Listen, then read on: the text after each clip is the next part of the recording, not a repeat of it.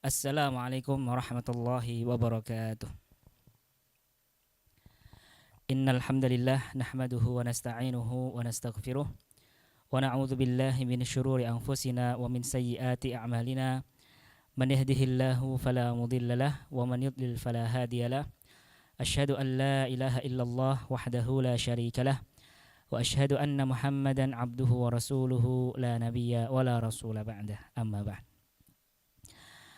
Para hadirin dan juga hadirat yang kami muliakan, alhamdulillah pada kesempatan yang berbahagia ini, di sore hari yang berbahagia ini, kita dapat berkumpul di tempat ini tidak lain dalam rangka untuk meningkatkan iman dan takwa kita kepada Allah Subhanahu wa taala melalui ibadah yang besar pahalanya, yaitu ibadah menuntut ilmu.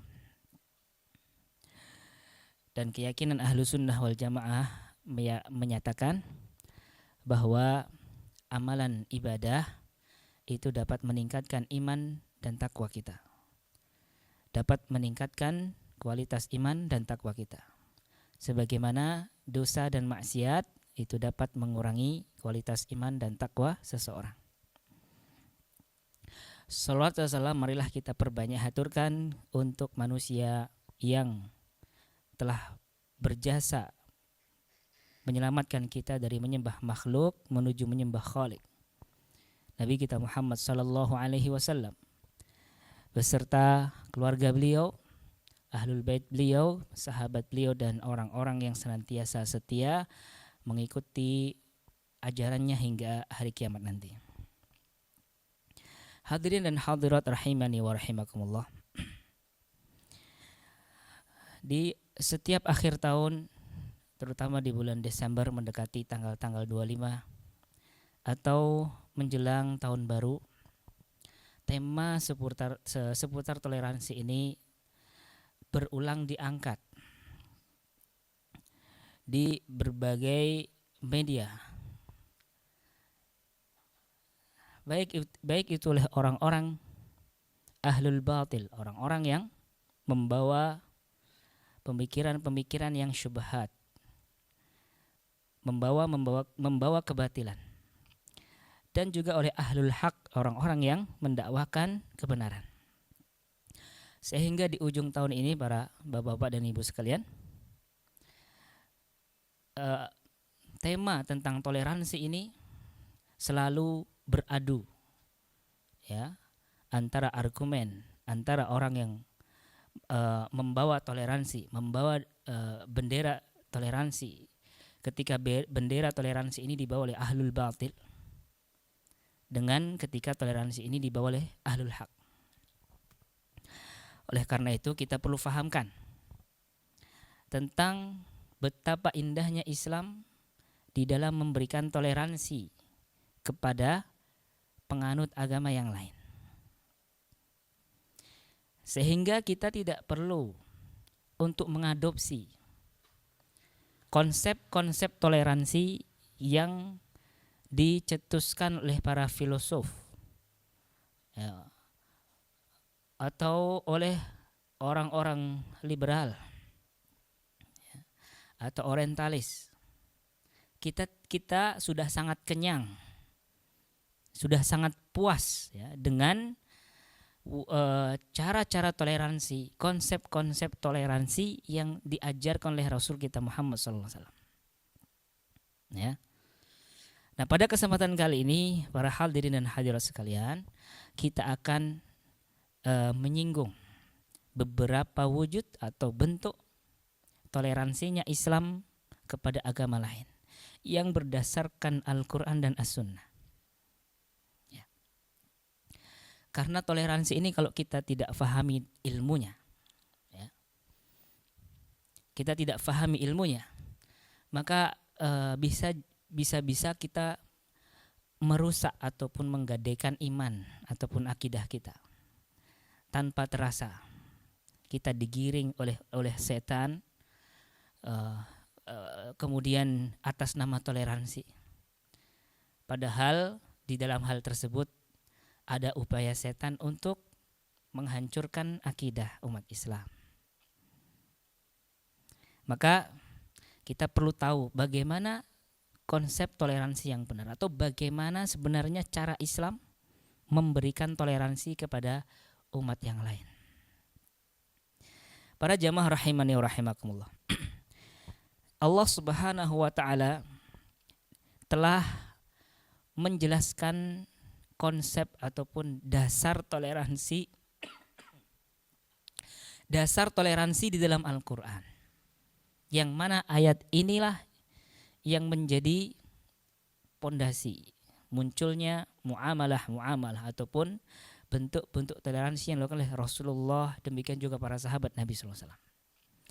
Ayat tersebut terdapat dalam surat Al-Mumtahanah ayat 8. Allah Subhanahu wa taala mengatakan, "La yanhaakumullahu 'anil ladzina lam yuqatilukum fid din wa lam yukhrijukum min diyarikum an tabarruhum wa tuqsitu ilaihim innallaha yuhibbul muqsitin."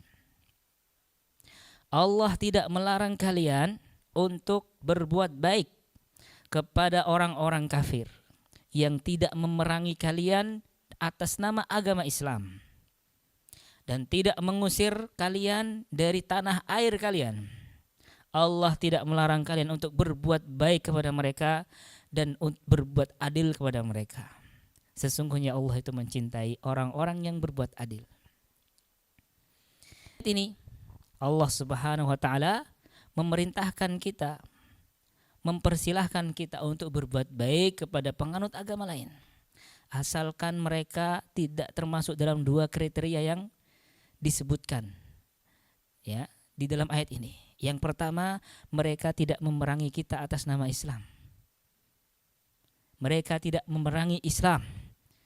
Perang di sini maksudnya adalah perang dengan senjata, ya. Perang yang disebut dengan jihad. Ya. Kemudian mereka tidak mengusir kita dari tanah air kita. Maka untuk orang kafir yang tidak ada pada mereka dua kriteria ini, kita diperintahkan berbuat baik kepada mereka. Ya. Dan mari kita coba renungi ayat ini. Ketika Allah Subhanahu wa taala mempersilahkan kita, memerintahkan kita untuk berbuat baik kepada orang-orang kafir ya, melalui ayat ini. Melalui firman Allah yang tersebut dalam Al-Mumtahanah ayat 8 ini, Allah Subhanahu wa taala ungkapkan dengan kata-kata antabarruhum. Antabarruhum ya, tabarru itu dari kata albirru. Albirru itu artinya kalau dalam bahasa Indonesia adalah berbuat baik. Dan kata ini bukan sebuah kata yang asing di telinga kita. Kita tidak asing dengan ungkapan ini. Karena kata albirru ini sering juga disebutkan untuk mengungkapkan amalan yang sangat mulia, yang Allah Subhanahu wa taala dalam Al-Qur'an tempatkan setelah perintah bertauhid. Ya. Setelah Allah perintahkan kepada kita untuk bertauhid, maka Allah perintahkan apa? Untuk berbakti kepada kedua orang tua. Ya. Birrul walidain. Nah. Jadi ungkapan ini bukan ungkapan yang asing. Al-birrul walidain. Jadi Allah ketika memerintahkan kita berbuat baik, supaya berbuat baik kepada non muslim itu, bukan kata Allah antuhsinu ilaihim, berbuat baiklah kepada mereka. Tapi Allah pakai kata yang luar biasa tinggi maknanya, yaitu antabarruhum. Yang mana kata ini adalah kata yang disandingkan ya dalam Al-Qur'an dan hadis Nabi SAW. Itu disandingkan dengan ketika untuk menyebut amalan yang berupa berbakti kepada kedua orang tua. Itu amalan yang luar biasa pahalanya. Maka ini menunjukkan dari sini, dari ayat ini pun kita sudah bisa menangkap bagaimana toleransi yang diberikan Islam kepada orang kafir. Allah perintahkan antabarruhum. Berbuat birlah kalian kepada mereka. Ya. Kalau disebut dengan albirru, maka sebenarnya kalau dalam makna bahasa Arab, Albirru itu bukan sekedar berbuat baik. Disebutkan oleh salah seorang ulama yang bernama sebentar.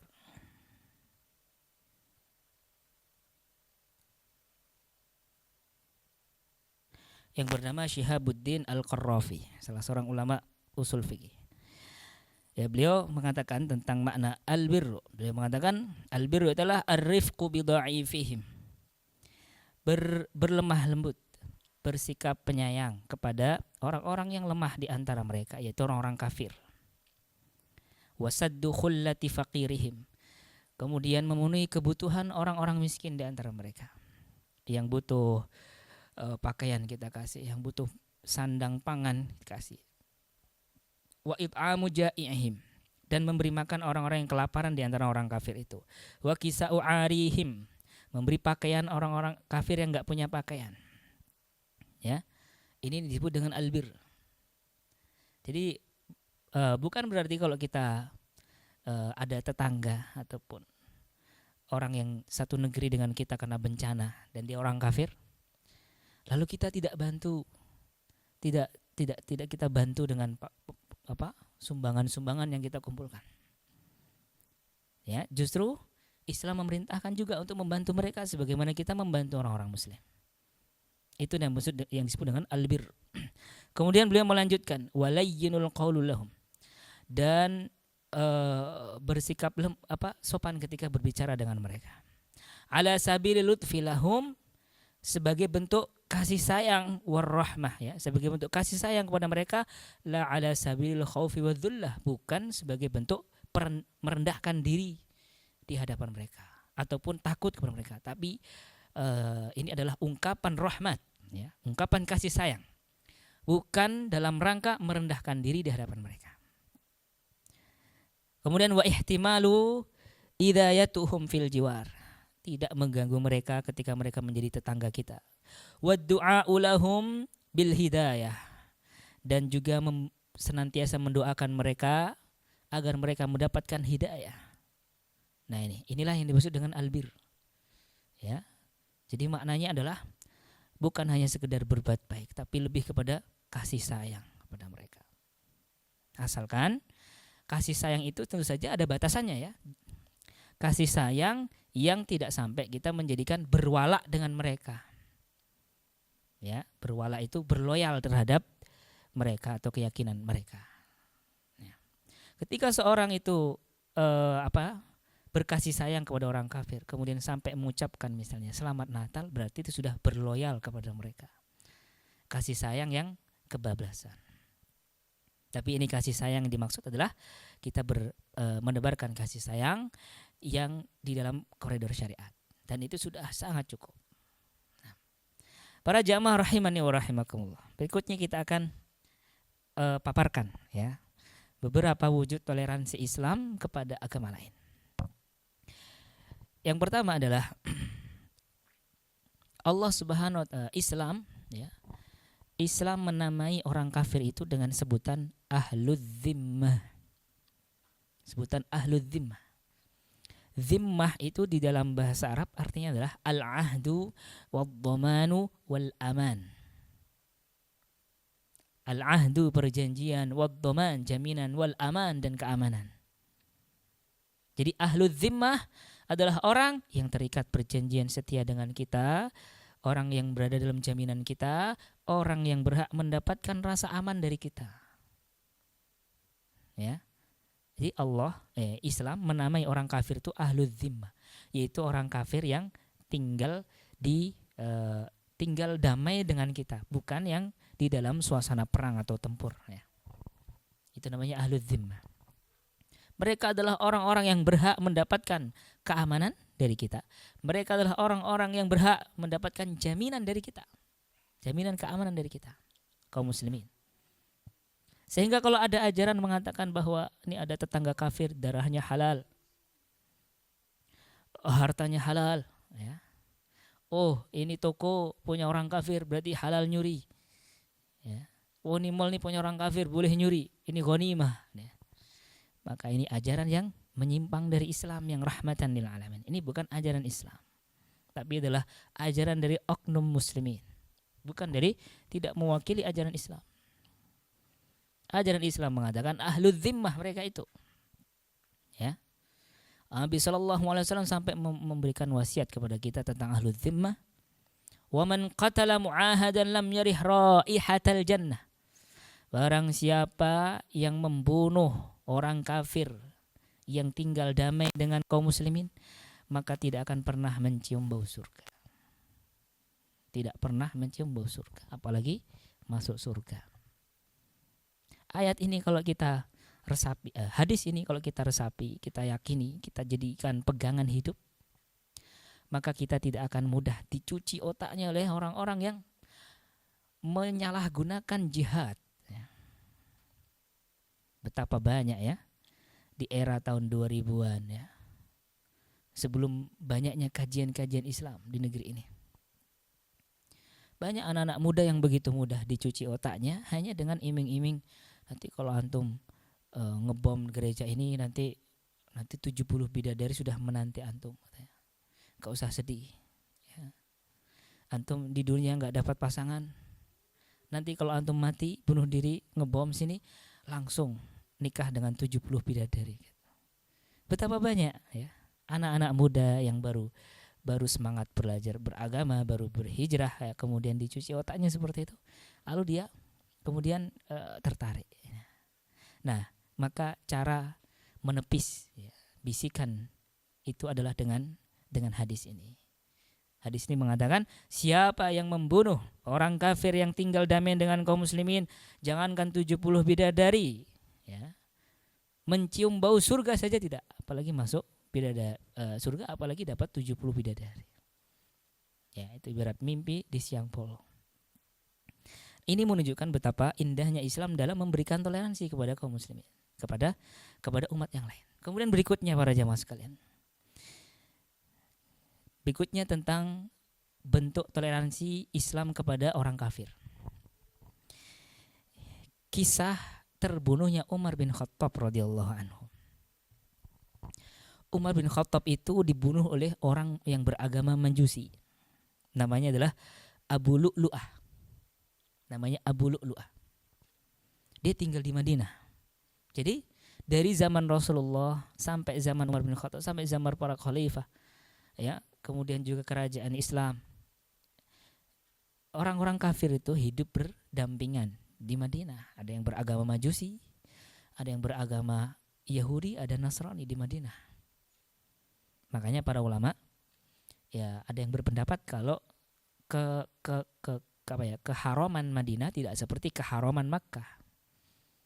Kalau Makkah itu orang kafir nggak boleh masuk, ya, tidak boleh masuk ke tanah suci Makkah. Tapi kalau Madinah ini masih ada perbedaan pendapat. Ada yang mengatakan dikiaskan dengan Makkah, ada yang tidak. Kalau yang tidak, karena ini terbukti di zaman Nabi, kemudian zaman para khulafaur rasyidin juga masih ada orang-orang kafir yang tinggal di Madinah. Gitu. Umar bin Khattab radhiyallahu anhu itu dibunuh oleh orang kafir namanya Abu Lu'lu'ah al-Majusi. Ya, ketika sholat subuh, beliau menjadi imam di Masjid Nabawi. Lalu kemudian ditusuk perutnya oleh Abu Lu'lu'ah ini, sampai kemudian usus beliau terurai. Dan saking kuatnya fisiknya Umar bin Khattab, beliau itu meninggal kalau nggak salah 3 hari, ya 3 hari dari hari ditusuknya beliau baru meninggal dunia. Nah, ketika beliau terbaring sakit dalam kondisi perutnya robek karena ditusuk oleh Abu Lu'lu'ah tadi, maka beliau mengatakan, usil khalifah min ba'di bi ahli dhimmah khaira. Aku wasiatkan kepada khalifah yang akan menggantikan sepeninggalku ini, agar mereka menjaga baik-baik ahlu dhimmah. An yufi bi ahdihim. Hendaklah kaum muslimin memenuhi janji mereka dengan ahlu dhimmah itu. Wa an yuqatalu man wara'ahum, dan membela mereka ketika mereka diperangi, ya, oleh orang-orang yang menindas mereka. Wa alla yukallifuhum fawqa taqatihim, dan hendaklah jangan membebani mereka dengan beban yang di luar kesanggupan mereka. Ini wasiat disampaikan oleh Umar bin Khattab setelah beliau ditusuk oleh salah satu ahlu zimmah itu, yaitu Abu Lu'lu'ah al-Majusi. Beliau masih sempat berpesan kepada pemimpin, kepada khalifah yang akan memimpin setelahku, yaitu siapa? Khalifah setelah Umar bin Khattab siapa? Utsman, ya, Utsman bin Affan. Saya berikan wasiat kepadanya agar tetap berbuat baik kepada ahlu zimmah. Padahal beliau dalam kondisi sakit, perutnya terluka, sobek, ditusuk oleh ahlu zimmah itu sendiri. Ini menunjukkan betapa indahnya toleransi Islam kepada orang-orang kafir. Kemudian berikutnya yang ketiga para jamaah sekalian. Islam membolehkan seorang muslim menikahi wanita ahlul kitab. Ya. Kalau ada laki-laki muslim menikah dengan orang Yahudi, boleh. Yaitu wanita Yahudi, atau menikah dengan wanita Nasraniyah, boleh. Ya. Tapi kalau muslimah, maka tidak boleh haram menikah kepada orang yang selain muslim. Kenapa yang dibolehkan hanya laki-laki? Ya, karena kalau laki-laki dia bisa mengendalikan. Laki-laki itu adalah nahkoda di rumah tangganya, sehingga dia memiliki pengaruh dan bisa mempengaruhi, bisa mengajak pasangannya menuju Islam. Tapi kalau wanita tidak. Maka ini di antara bentuk toleransi Islam.